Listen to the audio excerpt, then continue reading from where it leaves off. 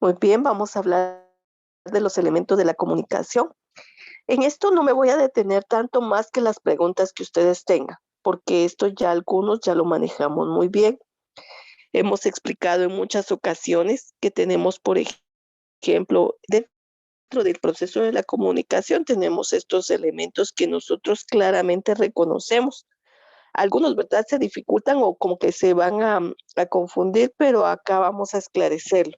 Entonces, vuelvo a repetir, vamos a trabajarlos y las dudas que ustedes vayan teniendo, por favor, me van interrumpiendo y me van.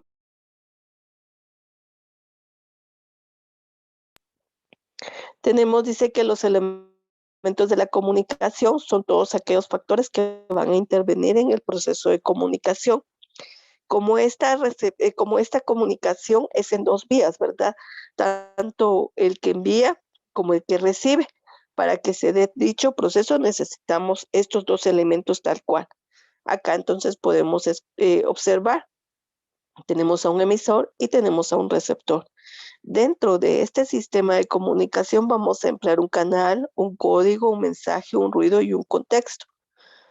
En un momento determinado nosotros hacemos uso de una realimentación o una retroalimentación.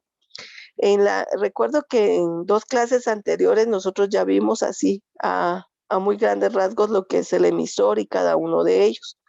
Tenemos que el emisor es el punto de partida del proceso de comunicación, la persona a quien se emite el mensaje. Es decir, en este caso, cuando existan dos personas, pues el emisor es el primero que toma la palabra y está enviando una información, ya sea intencional o están en una conversación espontánea, pero el primero que envía el mensaje, a él vamos a llamar emisor. Dentro de los mismos vamos a utilizar, dijimos, los canales, los códigos, entre otros elementos. Acá, por ejemplo, tenemos una persona que hace una llamada telefónica, pues automáticamente se convierte, ¿verdad?, en una persona emisora. Y el receptor prácticamente sería, ¿verdad?, la persona que recibe la llamada. Y en este caso, al responder el teléfono y comunicarse con ella, ya está siendo receptor. Dice, el receptor es quien recibe el mensaje del emisor. Su rol en un momento determinado es voluntario e involuntario. Va a ser voluntario porque nosotros vamos a establecer, ¿verdad?, si vamos a querer comunicarnos o no con la persona. En este caso, cuando es intencional, casi que siempre, ¿verdad?, es voluntario. Cuando es involuntario es porque nosotros en un momento determinado la comunicación o la información no está dirigida a nosotros, pero en un momento nosotros escuchamos de forma espontánea esa información. Luego tenemos el código o el lenguaje. El código nosotros definitivamente tenemos uno, ¿verdad? Que es la forma oral y escrita para podernos comunicar. Y nuestro lenguaje tal cual es el idioma español, salvo el caso de aquellas personas que hablen algún idioma materno o hablen algún otro idioma, pero tiene que ser un idioma totalmente manejado al 100%. No es que yo esté aprendiendo, ¿verdad?, ahorita un idioma y entonces ese va a ser otro lenguaje. No, dice que para que sea establecido como un código de lenguaje, tiene que ser un idioma establecido de forma materna, es decir, que nació con el mismo. Acá nos dice que el código del lenguaje es el conjunto de signos el que se emplea para transmitir este mensaje y en ellos intervienen los orales y los escritos. El oral específicamente es la palabra hablada, expresada tal cual, y el escrito, ¿verdad? Ya nosotros sabemos en este caso que utilizamos de un alfabeto, es decir, las grafías y los signos, ¿verdad?, de un momento determinado que serían todos aquellos auxiliares, el punto, la coma, paréntesis, entre otros elementos. Sumado a ello, dice que también podríamos agregar que existen signos no lingüísticos y nosotros ya vimos esa parte de los signos no lingüísticos, en donde se establece todos aquellos gestos, símbolos que nos sirvan a nosotros para poder comunicar algo.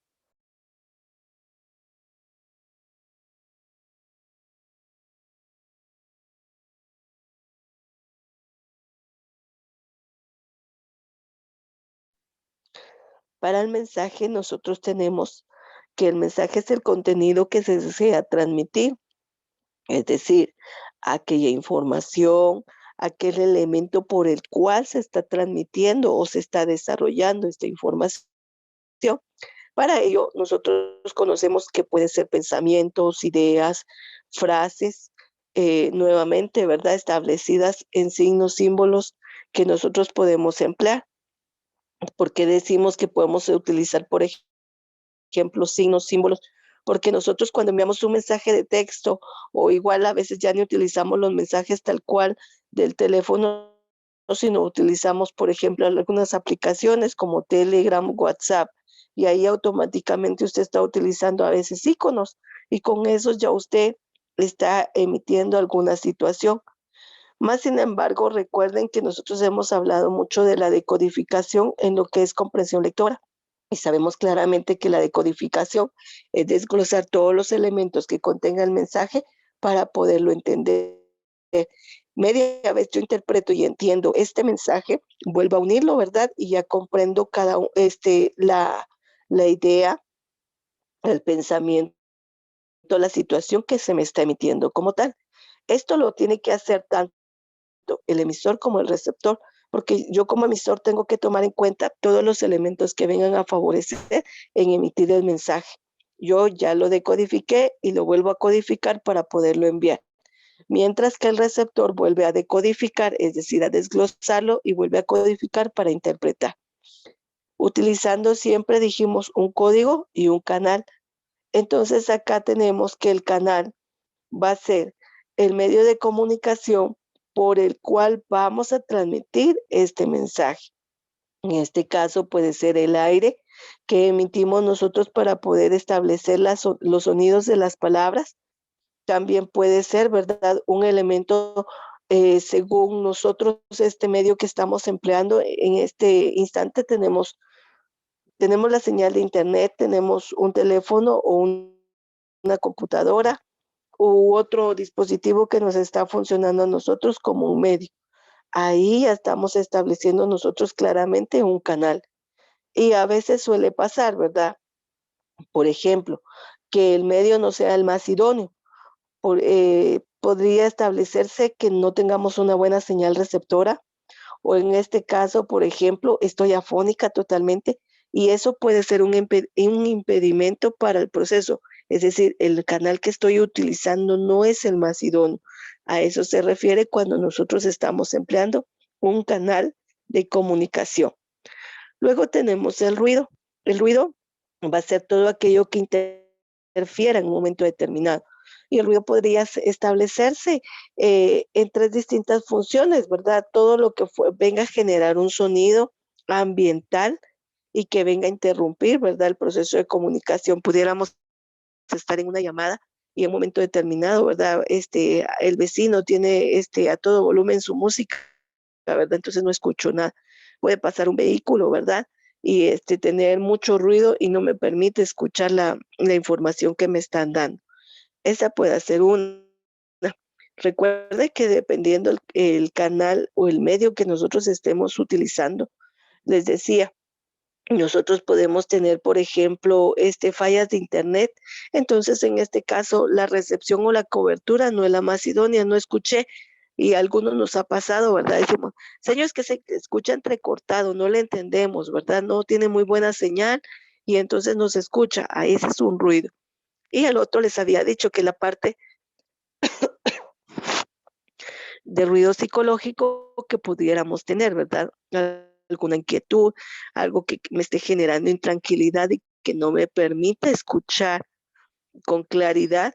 Yo puedo prestar atención muy bien a todo lo que está sucediendo. Yo puedo tener mi atención a lo que está pasando, pero en un momento determinado yo puedo decir, ay, no es que me hace falta que hacer esto, no hice esto y ya tengo yo pendientes. Entonces eso viene a generar para mí un ruido, ¿verdad? Una molestia, una intranquilidad que me permite, si bien es cierto, prestar cierta atención, pero no la debida, ¿verdad? Yo estoy, sí, eso ya lo sé, ¿verdad? Y en un momento determinado pierde uno la noción porque está uno atento a otras situaciones de las cuales interrumpen la comunicación que se puede dar. Regularmente pasa que cuando recibimos la información en un momento determinado, pues no es la más completa. Si nosotros encontramos algún ruido de los que he hablado, en algún momento vamos a tener, ¿verdad? Que vamos a perder este, la comunicación y entonces escuchamos solamente algunos fragmentos del mensaje. Por ejemplo, acá para la retroalimentación, realimentación que se pueda dar, pues dice, hoy en día está muy integrado lo que es el inglés, ¿verdad? Entonces el feedback dice que es un mecanismo de control en cuanto al emisor. Yo voy a preguntar, ¿verdad? Mire, se entendió, se escuchó, se tiene comprensión de lo que estamos hablando y a eso nosotros vamos a llamar retroalimentación. Es decir, vamos a repetir la información que se dio para realimentarla y establecer que realmente haya llegado a su cometido, ¿verdad? O sea, mi intención es que ustedes comprendan los elementos de comunicación y entonces yo voy a preguntar, ¿todo está claro? ¿Tienen alguna duda? ¿Algo que no hayan entendido? Y ya cuando yo reciba esa respuesta de ustedes, yo voy a tener esa respuesta. Ya dependiendo de que ustedes me digan sí o no, pues yo ya desarrollo esta parte, ¿verdad? Esta retroalimentación o este feedback que en un momento determinado se llega a desarrollar.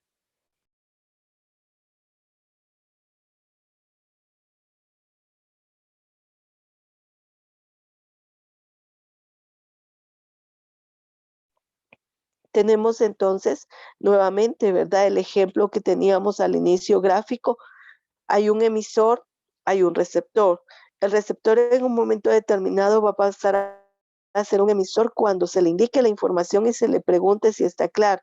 Ella va a responder y entonces se vuelve a desarrollar como un emisor, ¿verdad? Ya no como un receptor porque ella devuelve respuesta al emisor como tal. Para ello tenemos la intención de un mensaje, un contenido que se va a transmitir por medio de un código establecido a través de un canal y luego tenemos un contexto. En este caso, el contexto va a ser la circunstancia por la cual en un momento determinado se están comunicando ellos. Por ejemplo, mi contexto con ustedes es totalmente educativo. En este caso, nosotros pudiéramos estar recibiendo una clase presencial en las instalaciones del colegio y sigue siendo educativo. La intención que nosotros tenemos en este momento es educativa. Entonces, por esto, aunque usted esté en este caso, por ejemplo, en su casa, en el trabajo de su papá o en algún otro lugar, recibiendo esta clase, esta información, el contexto sigue siendo educativo. ¿Alguna duda al respecto de los elementos de la comunicación?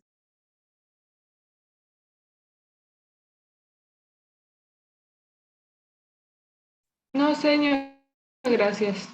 Por mi parte, no sé. Gracias, muy amables por responder. Y ahí tengo yo entonces la respuesta que esperaba, ¿verdad? Es decir, ya brindé una información y obtuve una respuesta del mismo. Sobre ello es que entendemos nosotros que en todo momento siempre vamos a desarrollar este tipo de proceso. No importa que en un momento determinado, hoy que se levantó usted, por ejemplo, pues cruzó unas palabras con su mamá, con su papá, con su encargado, con un hermano, con un familiar y ahí ya tuvo usted un proceso de comunicación en donde pudo haber desarrollado algunos elementos de estos, pero si no, solamente aunque haya sido usted emisor o haya sido receptor, tuvieron un espontáneo mensaje. Entonces siempre el ser humano va a estar en constante comunicación. No es un ser humano que esté aislado, ¿verdad? Y por más aislado que esté, siempre va a tener que tener algún contacto. Muy bien, acá en la parte del documento dice ejercicio. En un cuento identifique los elementos de comunicación. Cualquier cuento que usted pueda emplear o algún fragmento de alguna noticia, alguna serie que a usted le venga a beneficiar para poder identificar los elementos de comunicación, por favor realícelo en su cuaderno y identifique los elementos, por favor, pero a ello va a sumar, ¿verdad? La información que nosotros tenemos en nuestro documento. ¿Alguna duda con respecto a la tarea? ¿Se va a escribir un cuento en el cuaderno, señor? Un fragmento, no solamente, no necesariamente tiene que ser todo el cuento, solamente un fragmento que nos ayude a nosotros a identificar los elementos que intervienen en él, ¿verdad?